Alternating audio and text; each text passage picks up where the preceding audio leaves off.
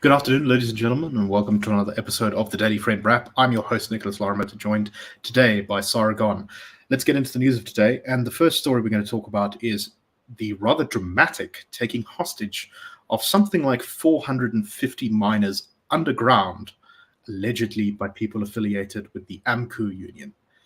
So the latest development, this has been ongoing for a while, and it was very difficult to kind of establish the facts of this case at first because these miners have been underground since at least Monday. And AMCU initially said that they were simply staging a sit-in protest because the mining company had refused to recognize AMCU as one of the unions representing the workers, and instead continued to only represent the National Union of Mine Workers, which is the rival union to AMCU at the mine.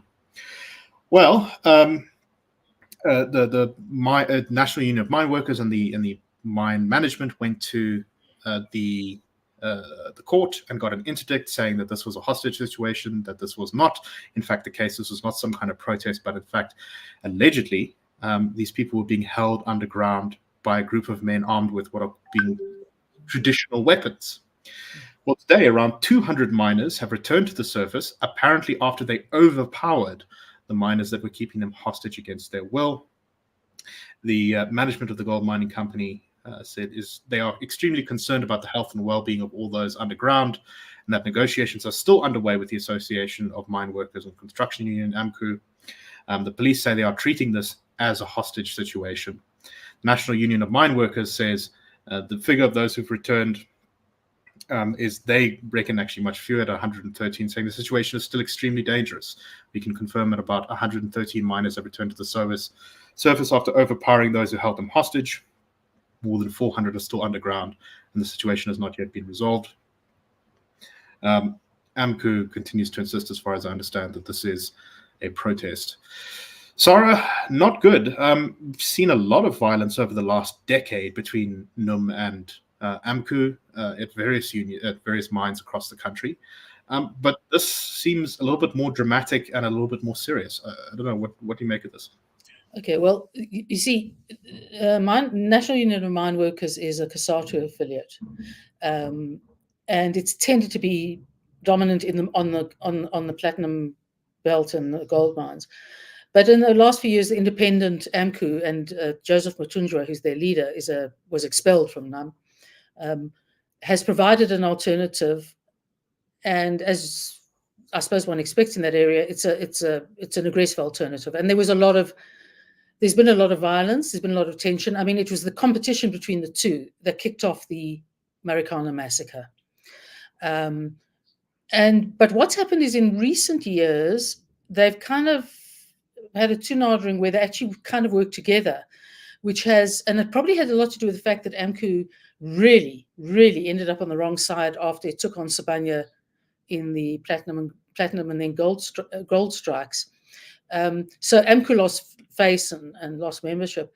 So since then, they've kind of been working together to negotiate with management, and there've been no strikes. I mean, they've reached agreements, they've signed them, but I think for whatever reason, I can't quite establish it, AMCU is now starting to sign up NUN people as members. They say they have 1,700 people signed up out of an 1,800 people workforce, which, if true, does make them now the majority union. And they said that management is refusing to recognize them, and it's all management's fault. We don't know the truth. We don't begin to know what the actual facts are. But what we do know is that there are probably, I think, actually over 500 mine workers down there. A few have now got out. The reports of the pangas, etc., have been repeated. And I mean, can you imagine, you're down in the mine, you've got this going on. Maybe, I mean, and I do mean this seriously, I mean, maybe the Hamas tactic of 2 weeks ago is sort of creating a sort of, hostage situation as means to further industrial relations in South Africa. It is a ghastly situation, and the problem for management is that in the long run, whatever happens, there are going to be people who stood in for AMCU who have to be arrested and charged and convicted. So I saw some reporting that suggested that some of these miners hadn't eaten since the hostage situation began on Monday. Apparently, I think food has been sent down to them by various people. A lot of this stems from the fact that, and correct me if I'm wrong, Sara, but I believe that the kind of national legislation was set up in a way by the ANC government to sort of privilege the largest union, the majority union, in most cases, and that meant that as long as you had sort of the biggest chunk of the pie, you had an outsized influence as a union. And this was extremely beneficial to COSATU unions when they were kind of so dominant. But as COSATU has split apart and other unions have risen up to kind of compete with them, this has caused an enormous amount of tension over who gets the top spot. And it seems that, this is yet another aspect in which our labor laws require some significant overhaul, I think, is to not privilege the largest union so much.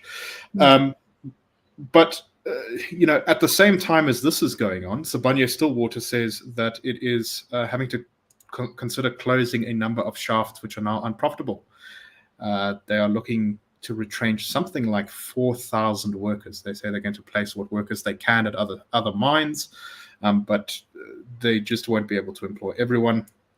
The CEO, Neil Froneman, said job cuts in platinum mining are unavoidable as prices continue to fall, requiring significant restructuring of the sector. He said, we can't run unprofitable shafts, and our cost structure is probably the lowest in the industry. If we have loss-making shafts, of which we have a few, they will have to be closed. And I say this with all the sensitivities on potential job losses. So they say they're going to enter into discussions with organized labor and other affected non-unionized employees through their representatives regarding possible restructuring of 4 shafts at various places around the country. This is, we've seen our mining industry decimated by so many things. There's been load shedding, which has hit it hard. There's been all the labor violence and unrest. There's been the difficult labor laws. And now, when you have any kind of fluctuation, and of course, logistic challenges, right? We can't get the minerals out to the ports.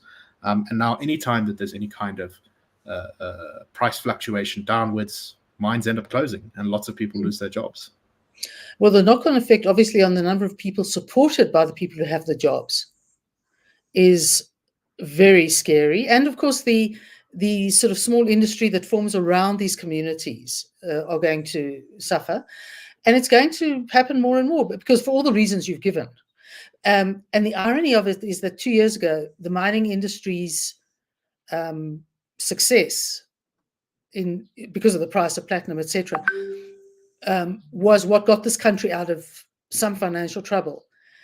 That's gone. And the ANC is not the sort of government that would have foreseen that those sort of windfalls don't happen very often, and they can reverse. And it's like a perfect storm for the mining industry now. That's exactly right. Let us move on to our next story. And this is a survey that, I think is often a little bit controversial every year it comes out for various reasons, but it's looking at the world's happiness by country. And it's done by Gallup, the Gallup World Poll. And it's an attempt to kind of work out which countries in the world are the happiest. They use a number of things. They say they look at quality of life in various aspects, as well as people's reported negative and positive emotions.